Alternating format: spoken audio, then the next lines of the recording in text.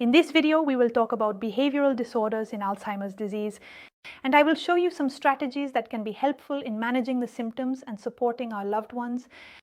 First of all, what is Alzheimer's? Alzheimer's is a neurodegenerative condition characterized by a progressive decline in cognitive and behavioral functions. And so this leads to the emergence of different symptoms related to memory, language, and orientation in space and time. Exactly, regarding behavior. Alzheimer's disease is an age-related condition, but be careful. It doesn't only affect older people.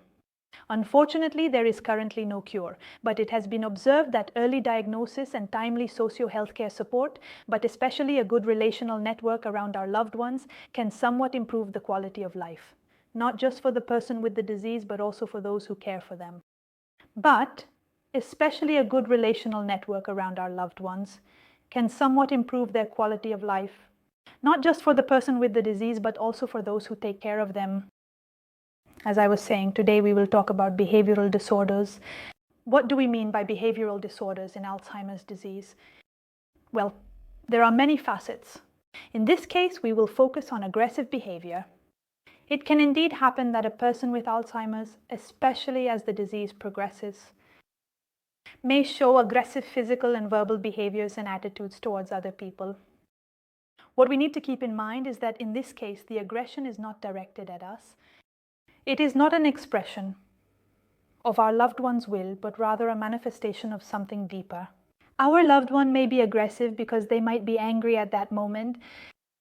They are scared, disappointed, and unable to express themselves in words.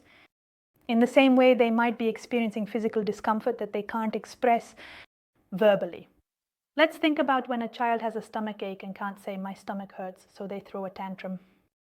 Clearly, we are on two different levels, because we are not dealing with a child, but with an adult who, as such, must be respected in their entirety. But the way is the same. They can't express it in words. I have pain, and so the only way I have to make you understand that something is wrong is probably to be a little more agitated, being a little more aggressive. Let's keep one thing in mind.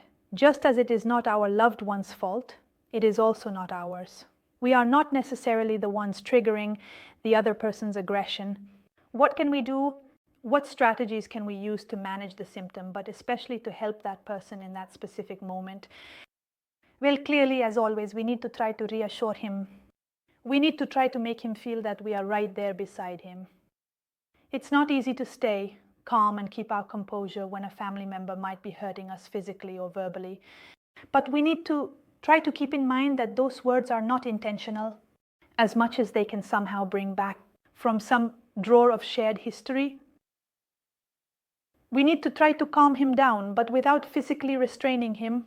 Physically restraining him would mean making him feel trapped, which could lead to even greater aggression.